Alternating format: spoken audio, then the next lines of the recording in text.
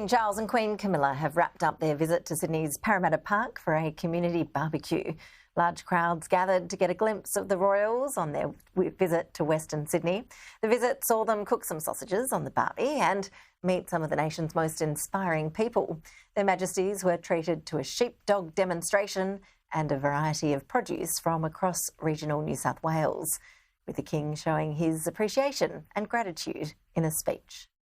It is also a great joy to renew my long association with the Royal Agricultural Society of New South Wales, which for more than 200 years has carried out such outstanding work to champion the farming community and the production of the highest quality produce.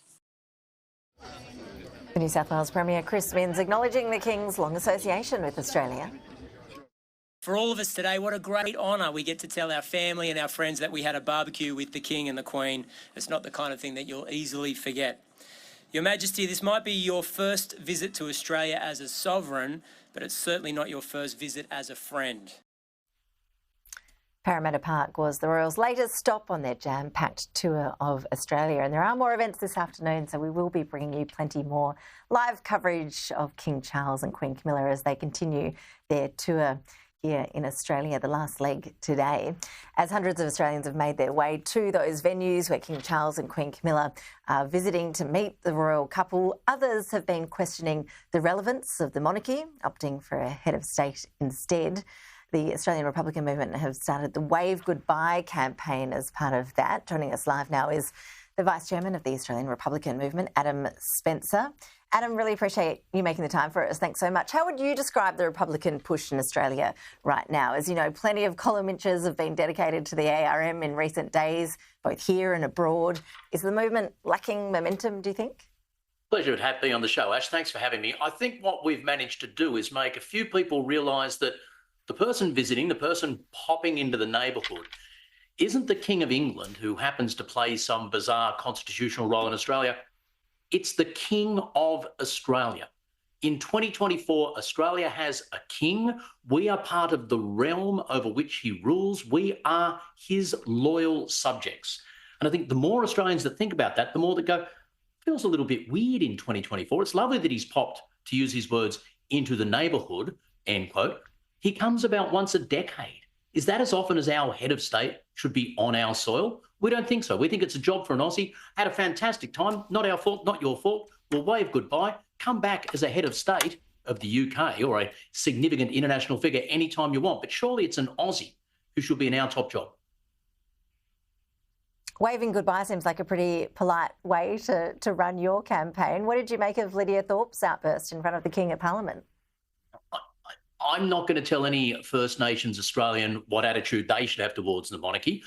I don't think Lydia's strategy, if it is indeed a strategy, is going to get a majority of Australians in a majority of states to feel we're ready for our nation to evolve to the next stage. So it's not something I'd be endorsing. I don't think it's something the ARM will be going about. Completely her right to do so in a democracy like ours. But the more Australians who stop and think about it, the more I think feel that while we have an incredible connection with the UK, it's defined some of our educational structures, our legal structures, our parliament, it's time now to move into a sort of third stage of our nationhood. 65,000 years of Indigenous settlement, European influence, and now a multicultural, dynamic, modern Australia to move forward with our own head of state. I think there's three criteria for a head of state, Ash. One, to be a head of state, you should be from that state. Two, you should be unquestioningly loyal to that state. And three, it should be your full-time job. As wonderful a person as King Charles of Australia is, he just doesn't fulfil any of those three really basic criteria to be our head of state. The model to have an Australian head of state has always been a sticky point, as you well know. How do you think we should elect an Australian head of state? I think the way we should do it is have a long, mature, robust conversation that brings everyone on the way. We don't divide everyone down the middle by saying, today you have to decide, do you want to vote? Do you want the parliamentarians to choose it? Here's your model, do what I say.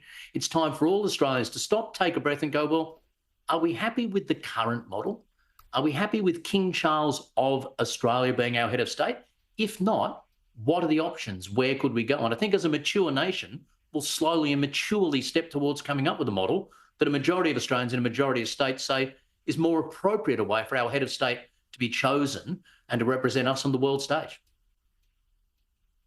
Adam, what's your best guess as to when we might be able to have a say in a referendum on a republic? Is it a political reality now? Do you think that this is really off the cards for the foreseeable future after the failure of the Voice referendum?